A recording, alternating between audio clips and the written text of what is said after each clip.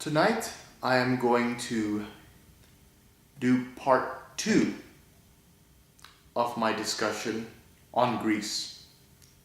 The first one was on the economic situation the country is facing right now. Today I would like to discuss elections in Greece. As you know, Greece is the birthplace of democracy. In Athens, around 500 BC, 508 BC, I think. Of course, back then it was direct democracy. Today, Greece has representative democracy, as do most countries in the world as well. I will discuss direct democracy in greater detail in a future video.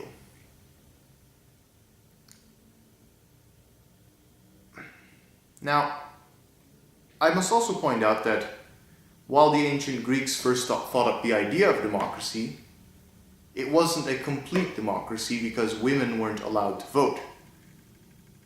And they had slaves, so not everyone was equal.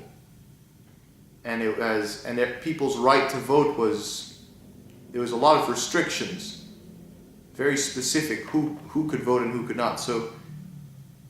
But back then, of course, it was revolutionary. A revolutionary idea, democracy, as opposed to authoritarian monarch, an absolute monarchy.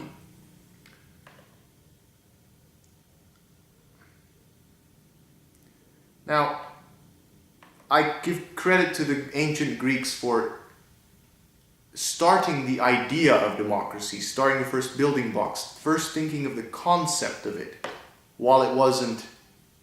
while their formula wasn't complete or perfect. They started the ball rolling, as the expression goes. Got the ball rolling. Sorry. Now, today Greece has something called reinforced proportional representation. I printed this out from the internet, but no matter how many times I read it, I can't figure out this system. It is so complicated. My conclusion is that they are trying to impose stability, a constituency link, and fair votes all at once. They're trying too hard to make it truly representative and make the parliamentary majority stable. They're trying too hard. And the result is a really chaotic mess. And I'm about to read this out to you. The electoral system has to be simplified, because if it's too complicated, it's much more difficult to deal with voter fraud. If the system's more complicated, it's more difficult to say, okay, if these votes were invalid, or if there was ballot stuffing here or there and so on, then what would the result be if we subtracted these votes or added on these votes?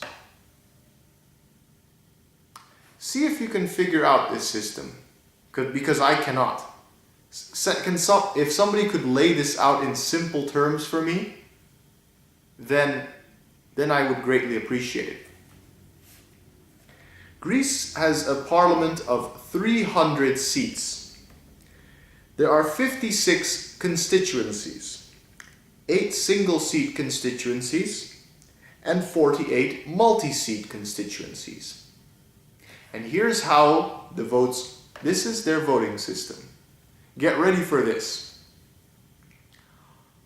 Under the current electoral law, reinforced proportionality, any single party must receive at least 3% nationwide vote tally in order to elect members of parliament, the so-called 3% threshold. The law in its current form favors the first past the post party to achieve an absolute 151 out of 300 parliamentary seats majority, provided it tallies about 41.5% of the vote. This is touted to enhance the governmental stability. The previous law applied in the 2004 legislative election was even more favorable for the first party. The current electoral law reserves 40 parliamentary seats for the first past the post party or coalition of parties, and apportions the remaining 260 seats proportionally according to each party's total valid vote percentage. This is slightly higher than the raw percentage reported, as there is always a small number of invalidated or blank votes, usually less than 1%, as well as the percentage of the smaller parties that fail to surpass the 3% threshold. All of which are disregarded for the purpose of seat allotment. I didn't know that word. A rather complicated set of rules deals with rounding decimal results up or down and ensures that the smaller constituency is, the more strictly proportional its parliamentary representation will be. Another set of rules apportions the 40-seat premium for the largest tallying party among constituencies. Individual seats are appointed by cross-preference. Voters mark a cross next to the name of the candidate or candidates they prefer. The number of crosses vary from 1 to 5 depending on constituency size. Ballots with no crosses or more crosses than allowed count for only the party but not the individual candidates. Tallying is done manually in the presence of representatives of all contesting parties. Party tallying, which is easier, is done first so that returns may be announced quickly. Individual candidate tallying is done next and can take several days.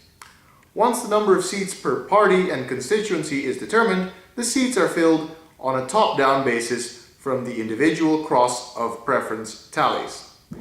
Party heads and acting or past prime ministers are exempt from cross or preference voting.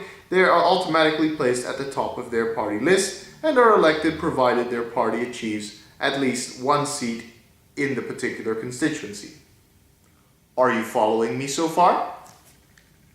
By constitutional provision, the electoral law can be changed by simple parliamentary majority. But a law so changed becomes enforced only in the election following the upcoming one, unless a 2/3 parliamentary supermajority, 200 or more votes, is achieved. Only in the latter case is the new electoral law effective immediately. A case in point is the current electoral law, which is roughly similar to the previous one, except it allocates a premium of 50 seats instead of 40 to the first past the post party. Since this law was passed by simple majority, it will not be used for the upcoming election, but for the one after that. So, 40-50 seat premium, single seat, multi-seat constituencies, proportionality, is it party lists, is it candidates, is it instant runoff voting, is it single transferable vote, what is it? What is it? It is so complicated, not even I, a political scientist, can figure it out. I do research on electoral systems, and I cannot figure this one out. The Greeks were the inventors of democracy. They deserve better. And as you can see, through this messed up electoral system, they've elected incompetent politicians who have ruined the economy and have put the country in crisis.